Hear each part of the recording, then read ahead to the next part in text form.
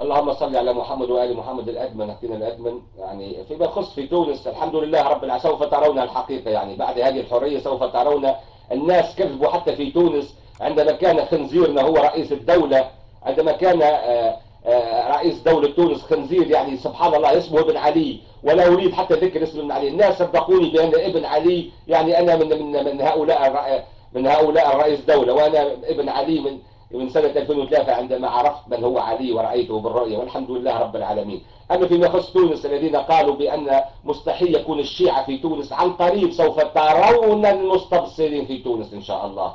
الآن وصلت الدرجة إلى ما بين 300 إلى 400 ألف توانسة الذين استبصروا. عن قريب سوف ترون الناس الذين استبصروا وقدموا أنفسهم الآن فيما يخص هذه الانتخابات التي ستقوم في تونس، ولكن ليس هم سيصلون إلى كرئيس دولة، ولكن عندهم ثلاثة أنواع من الطلب.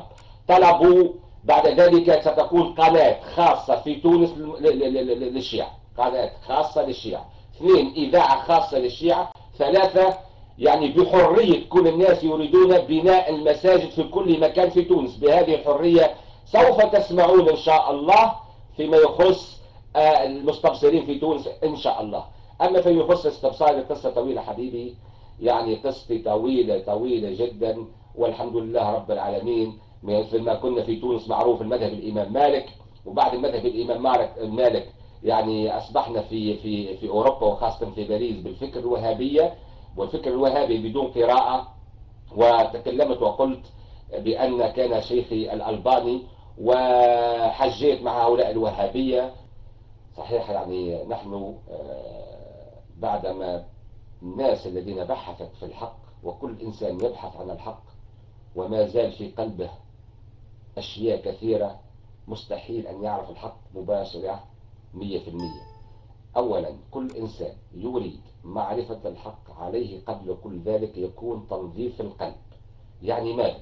يعني كل إنسان سني وهابي قرآني صوفي، أي إنسان يريد، حتى شيعي يريد حتى البحث، أي إنسان يريد البحث يخلي في قلبه إلا الله سبحانه وتعالى. وكل الأنبياء والرسل 124 ألف نبي الذي أرسلهم الله سبحانه وتعالى، وكل الملائكة وسيدنا محمد صلى الله عليه وآله وسلم، فقط في القلب، بعدها في البحث.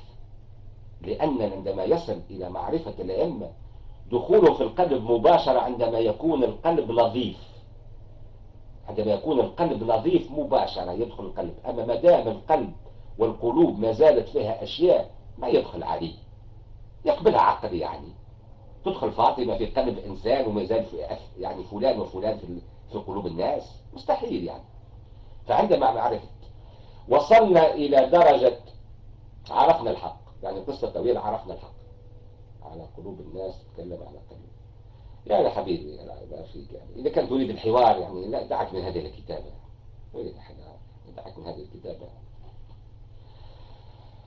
أنا الذي يسمعني هو الله سبحانه وتعالى، وأقول يا رب، يا الله، يا حي، يا قيوم، يا ذا الجلال والإكرام. الذي أقوله الآن إن كنت أنا لست على حق فاصدمني الآن، فاقتلني الآن، فافعل فيما تريد، لأن هذا سؤالي للنبي محمد، وكلامي سأقول لله سبحانه وتعالى، وكلامي لله.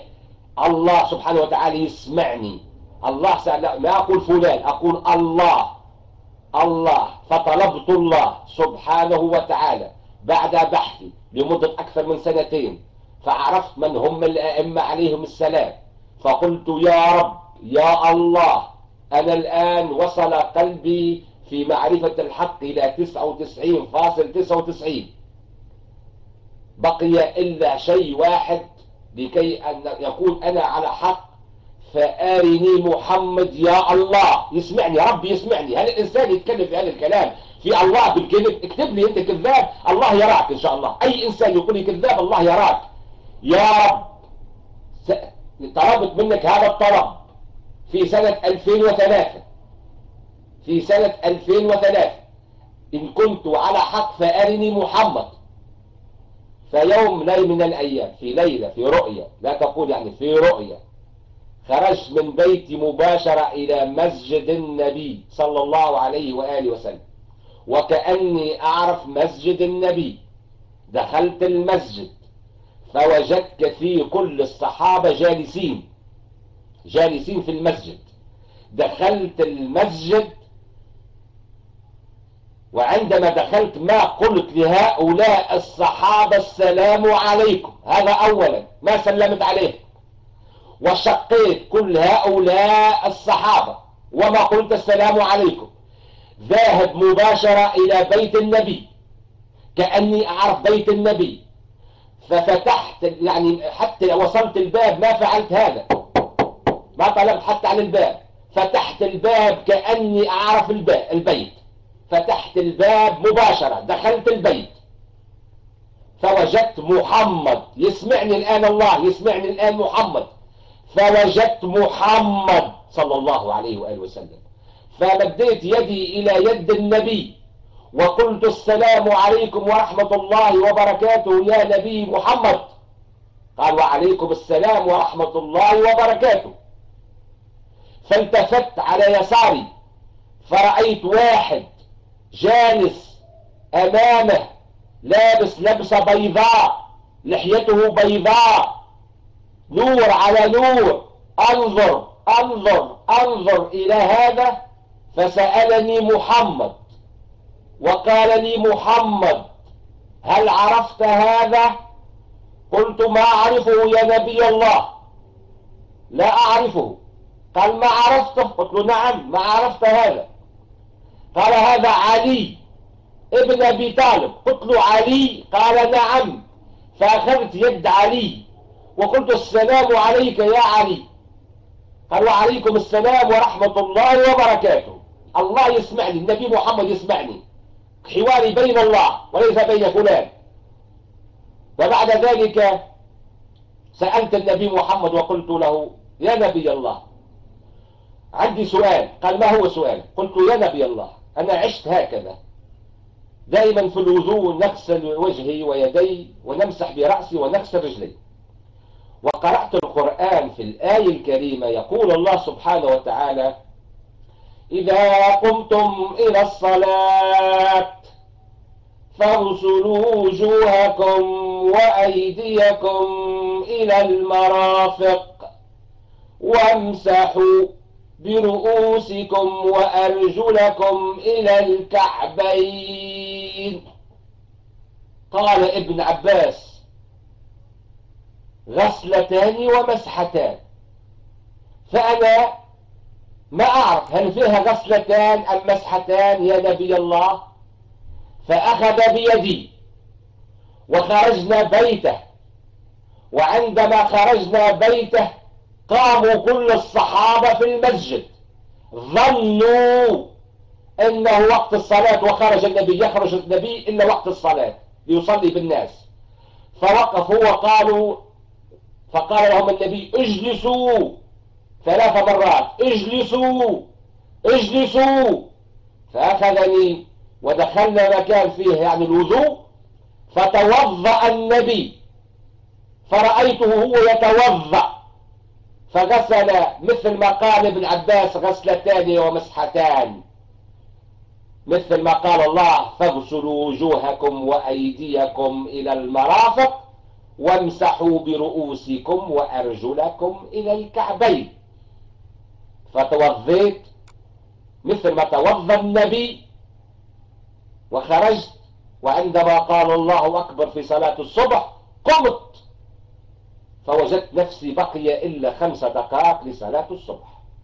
الله يسمعني الآن، وهذا حواري بيني، سؤالي وجوابي، يعني سؤالي كان للنبي محمد، لله سبحانه وتعالى. الله يسمعني يا رب، إن ما كنت ما قلته الآن غير حق في القتل وفيما تريد يا الله، لأنك أنت يا الله الذي أريتني محمد وعلي، أنت يا رب تسمعني يا رب، أنت الذي أريتني محمد وعلي.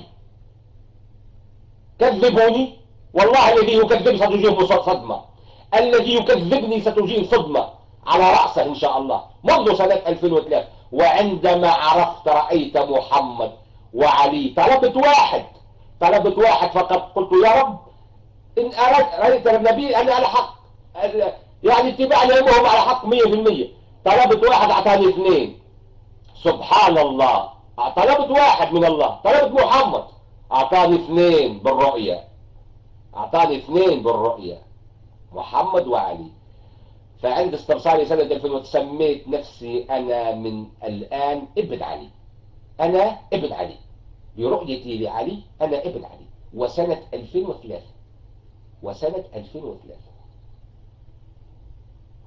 بارك الله فيكم. وعندما نذكر قصة استبصاري تكون من البداية إلى النهاية طويلة جدا. هذه هي فقط في رؤيتي في محمد وعلي عليهم السلام. حبيبي تفضل لك المايك بالصلاة على محمد وآل محمد.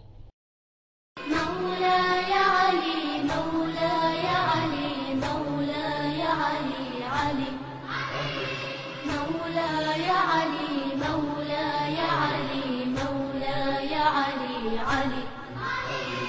أنت أميري منذ الغدير والنص واضح جلي، رغم الحسود رغم الحقود مولاي باق علي.